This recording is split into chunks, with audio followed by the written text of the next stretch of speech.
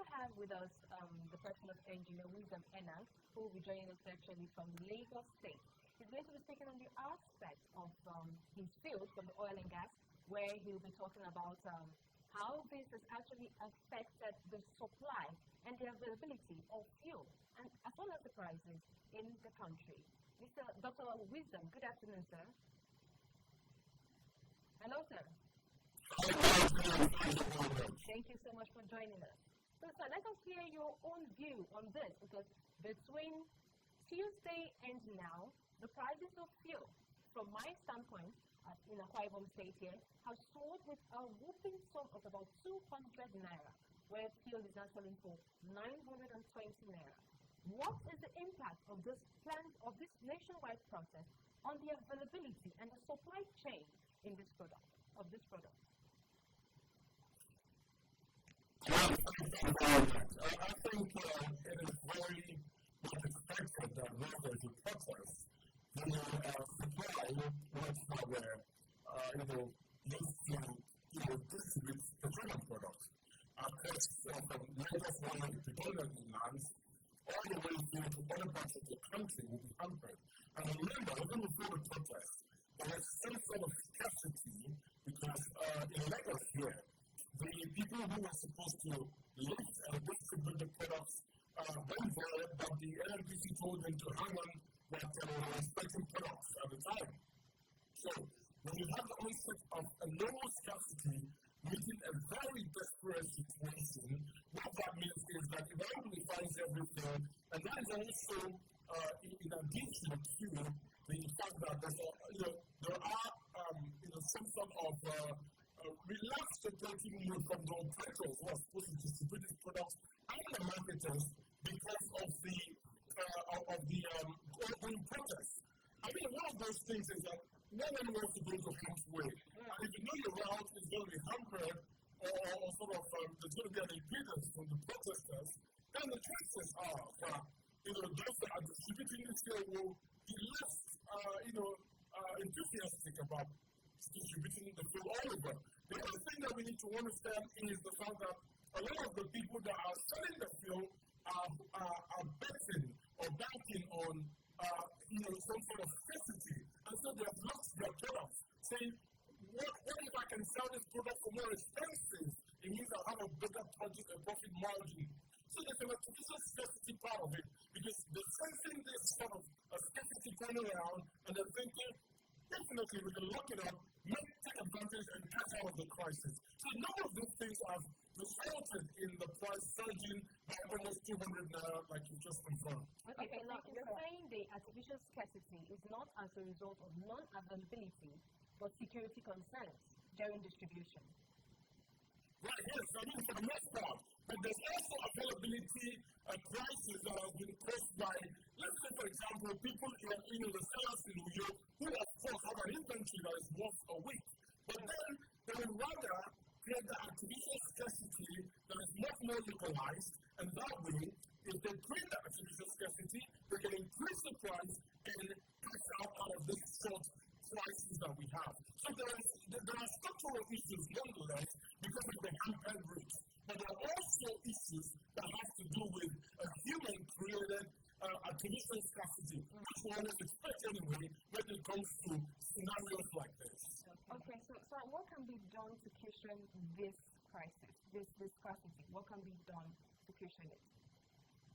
All right, first and foremost, I think the most important thing is that the NDPLA ought to have boots on ground to make sure that people are either selling or explaining why they have inventories they don't want to sell, or they are getting some sort of fine against them. That's the first thing that we need to do. The second thing that we need to do is that we need to work with law enforcement agencies to map out the regional routes for distributing the products and make sure that marketers have unhampered access to distributing the products. We also have to work with the marketing unions for the petrol and Ipman, for example, to make sure that there is no sabotage going on, because typically the unions have a way of controlling the entire energy ecosystem. And if they control it in such a way that sabotages the Nigerian economy, then of course that will drown Nigeria to a standstill. So this is kind of thing,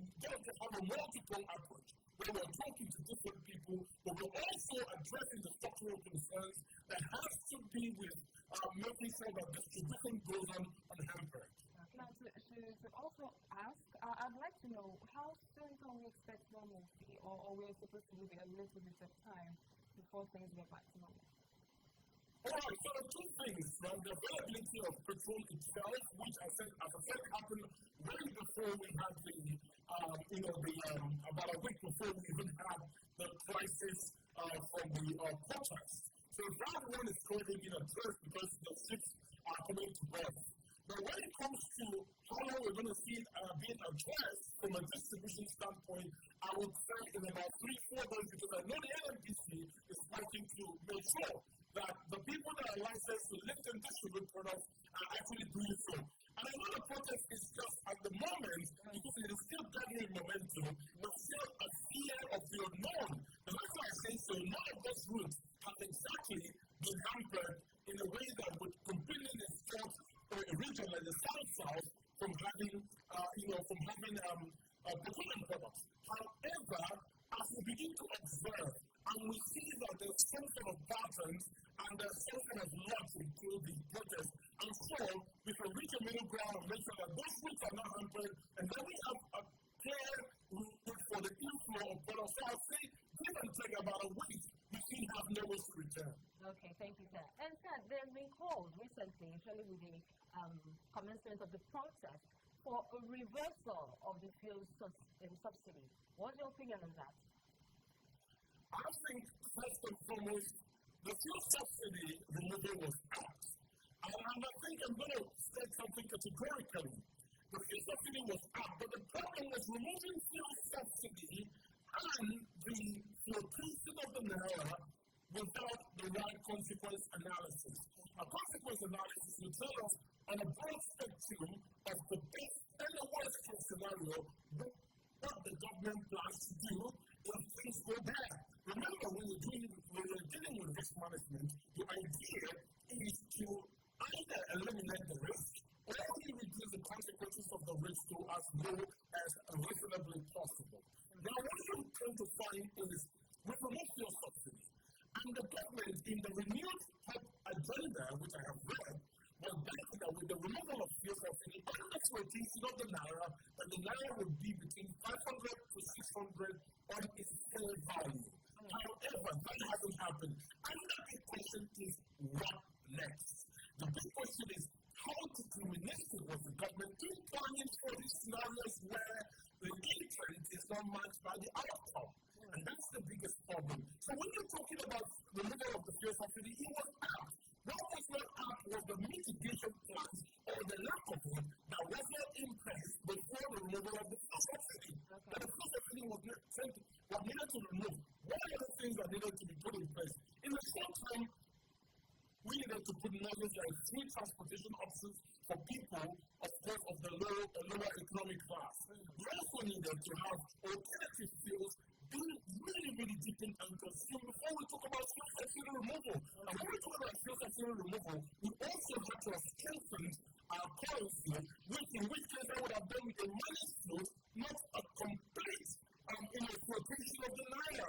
Once you've done that, you have a triple evil. The first evil is you have the removal of fuel subsidy, you have the flotation of the naira, which is going very wide at the moment, and you also have the inflation, which is both affecting domestic production and also affecting food consumption from production as well. So we have a triple jeopardy that is affecting the Nigerian economy. Okay, thank you very much, sir. We do appreciate your time on the program and sharing your expertise